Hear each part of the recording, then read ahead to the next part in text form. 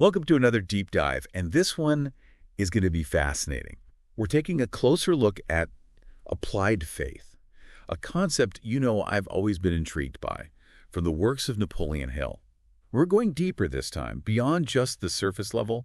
I've got some of his writings, some lectures. It's interesting. A lot of people, when they think of Napoleon Hill, they just think about, material success. Right. But it's actually so much more than that. It really is about harnessing the power of belief, like using belief to shape your entire reality. Yeah, and one of the things that really stood out to me when I was going through this material was Hill's focus on this thing he calls capacity for belief. He seems to think that's the key difference between those who achieve success and those who don't. Yeah.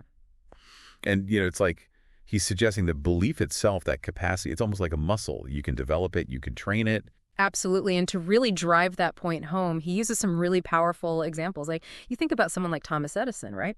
With the light bulb. Right. He didn't just try a couple of times and give up. It was over 10,000 attempts. Right. 10,000 attempts to get the light bulb right. You can only imagine how much self-doubt he must have faced along the way. You'd think that would be crushing. I mean, to keep going after so many, what we would consider failures. And yet his belief and his vision never wavered. Right. And that makes me wonder, what was it about Edison's mindset? Was it just sheer stubbornness? Just refusing to give up? Or was there something much deeper there? Yeah, I think it was applied faith, like in action. He wasn't just blindly experimenting. He was driven by this deep conviction that he could achieve this. Yeah. And every failure along the way, as we would call them, those are really just stepping stones. Right. Every time he failed, he was learning something. He was getting a little bit closer. So he had that faith. Yeah. Yeah, and Hill's point is that this unwavering belief, this applied faith, it's not something that only certain people have. Right. It's something that we can all cultivate. We can learn how to do this. So it's not enough to just, have a good idea or even to be passionate about something. Right. You have to have this unwavering faith in your ability to actually bring it to life. Exactly. You got to believe in yourself, even when you don't see immediate results. Yeah, even when the world around you is telling you this is not going to work. Exactly. And another example that Hill uses is Henry Ford. Like, he had this vision of a world where everyone could own a car. This was a radical idea at the time, but he was able to see the potential before it was actually real. Right. His faith in that vision is ultimately what fueled his success. It's like they both had some sort of inner compass, Yeah. Guiding them, even when everything around them was telling them it was impossible. Exactly. And, one of the sources you showed talks about this real estate guy, Trammell Crow, and he really embodies this principle. Yeah. He built an empire from nothing. Yeah. Like literally from scratch. And he attributed his success to this unwavering faith. I remember that. And he wasn't just, believing in himself. Right. Right. He also had faith in the ideas of other people. Yeah, that's a really interesting twist, isn't it? It's like applied faith goes beyond just your own ambitions. Yeah. And I think that's one of the things I found most surprising about this whole concept. It's not just about, achieving material success or personal goals. Right. It's about having this broader faith that extends to other people and their potential. Absolutely. Like Crow, he was known for his generosity. Right. He shared ownership with his partners, and that created a whole network of successful individuals. It's amazing how many millionaires he created just by believing in others. Right. So his belief wasn't limited to just his own vision. Right. It was about empowering the people around him as well. Which actually makes me think about the mastermind principle, something Hill talks a lot about. Oh, absolutely. That idea of collaboration, working together, sharing a collective belief that you can achieve something truly remarkable. Yeah, that's a key element of applied faith, for sure. It's not a solo journey. Right. It's about harnessing that power of shared belief, shared enthusiasm to really make something happen. Okay, so how do we actually develop this? Yeah. How do we tap into this applied faith? Hill gives us this roadmap, right? Yeah. 6 steps. Almost like a practical guide to rewiring your mindset for success. Absolutely. And it all starts with step 1, Yeah. knowing exactly what you want, not just kind of wanting it, but really truly believing that you can get it. Right. That's the foundation. And this is where it gets really interesting. It's not enough to just have this vague wish for something. You need that laser focus. He's got to be specific. A clear vision of what you're actually aiming for. Yeah. And then, that clarity then fuels your belief. If you don't even know what you want, how can you possibly believe you can achieve it? Makes sense. It reminds me of that story we were talking about earlier, about the person who tried to build a business that they just weren't passionate about. Oh, yeah, right. They followed all the steps, put in the effort, but ultimately it failed. It just goes to show how important step one is. Yeah, like their faith was misaligned. They might have believed in the process, but they didn't truly believe in the goal itself. Exactly. So even if you're doing all the right things, but your heart's not really in it, even the most dedicated effort, it's not going to be enough. And then it gets even trippier, because step 2 is all about expressing gratitude for receiving what you want, even before you have it. Yeah, that one can be a little mind-bending. How can you be grateful for something you haven't even achieved yet? It seems counterintuitive, right? It is, but it's about shifting your mindset from a place of lack to a place of abundance. By feeling grateful for the outcome, even before it happens, you're actually aligning your energy with that. With the energy of already having what you want. You're kind of planting that seed of belief, and then you're nurturing it with gratitude even before it sprouts. So that sense of gratitude kind of reinforces the faith. Right, it creates this positive feedback loop. You start to believe more, you feel more grateful, and it's like you're attracting those resources, those opportunities that you need. Okay. I can kind of see how that works, how those steps kind of build upon each other. Yeah. But honestly, trying to feel grateful for something you don't have yet feels a little forced, I get that. It's not about faking gratitude. Right. It's about cultivating it. It's a practice. And something like visualization can be really helpful here. Just spend a few minutes each day. Really imagine yourself having achieved that goal. What does it feel like? What are those emotions that you're feeling? And really just express gratitude for that reality. So you're kind of training your mind to experience that feeling of gratitude now, even though, maybe the external reality hasn't quite caught up yet. Exactly. And when you do that consistently, you're going to find that belief in achieving your goal, it becomes stronger and stronger. It's almost like you're sending a signal to the universe, right? I'm ready for this. I'm grateful for this. Makes sense. So step 3, be open to hunches and take action. This is where the rubber meets the road, right? It's not just about thinking and feeling. It's about actually doing something. Absolutely. Applied faith, it's not passive. You got to take action. And Hill really emphasizes this idea of listening to your intuition, those gut feelings. Right, those hunches. Yeah, the things that kind of guide you towards that goal. But what if you're someone who, struggles with self-doubt? What if those hunches get drowned out by all that noise, all the fear and uncertainty? That's where the previous steps come in. By cultivating that belief and gratitude, you're basically creating fertile ground for intuition to flourish.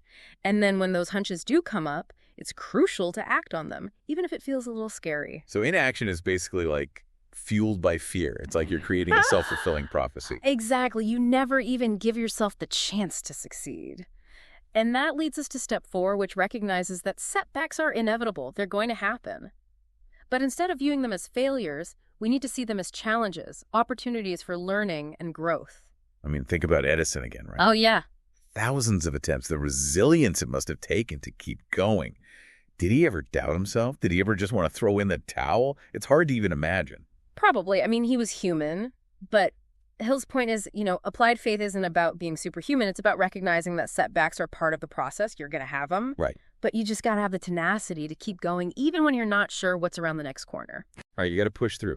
Okay, and then we got step 5, maintaining a burning desire for what you want. Okay. This isn't just wanting something mildly, right? This is about having that fire in your belly, that relentless drive. Yeah, the burning desire, it's like the engine, It propels you forward even when you hit those roadblocks. And that's really the difference, isn't it? The difference between those who dabble and those who fully commit, those who dream and those who actually achieve. Absolutely. It's about taking that passion and turning it into action.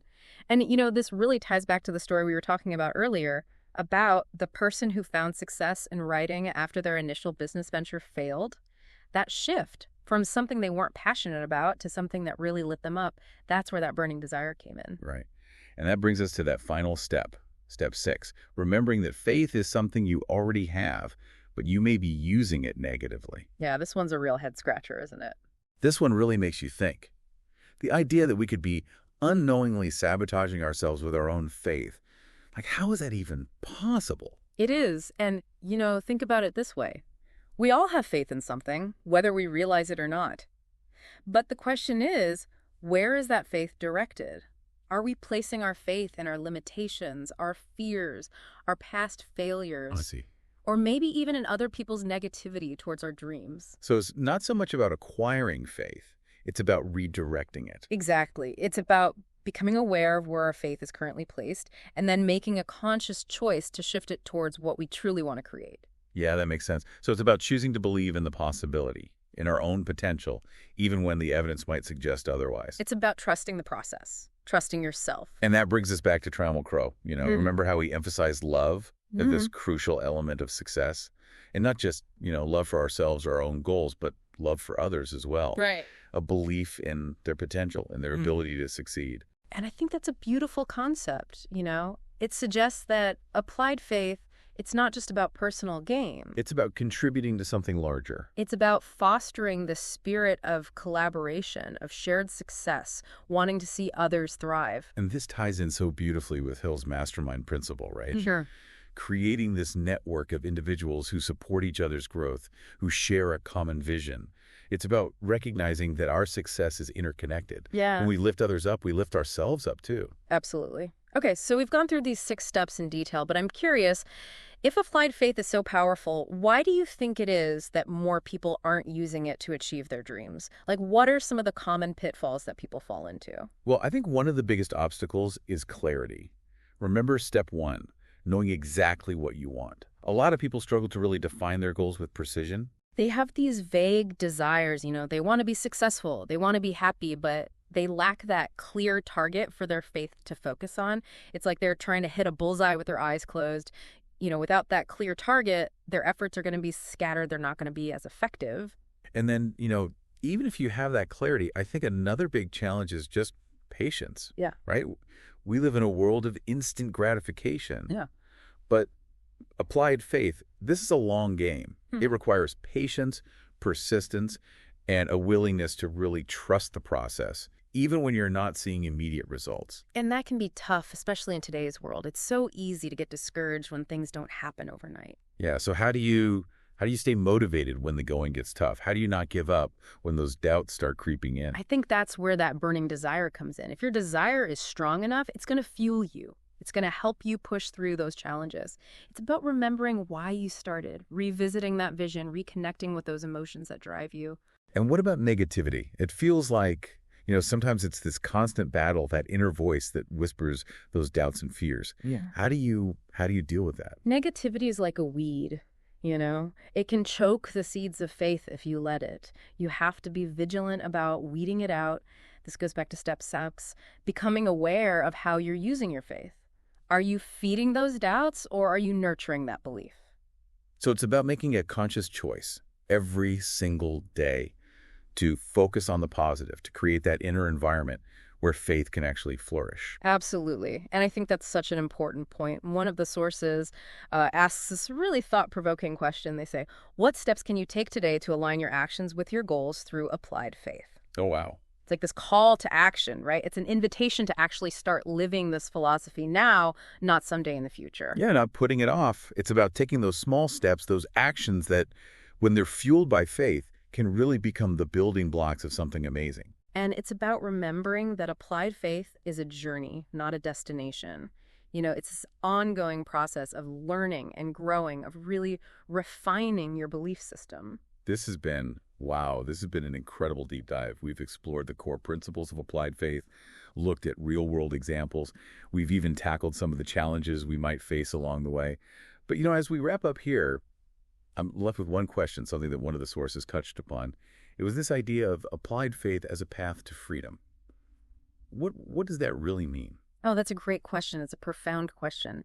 And I think it really gets to the heart of Hill's philosophy. Applied faith, it's about freedom from fear. It's about freedom from those limiting beliefs that hold us back. It's about freedom to pursue our dreams authentically. So it's about realizing that the only limits that truly exist are the ones that we impose on ourselves. Absolutely. And with applied faith, we have the power to break free from those limitations and to create a reality that is so much more expansive, so much more fulfilling, and so much more aligned with who we truly are. Napoleon Hill said it best. He said, whatever the mind can conceive and believe, it can achieve. Powerful words.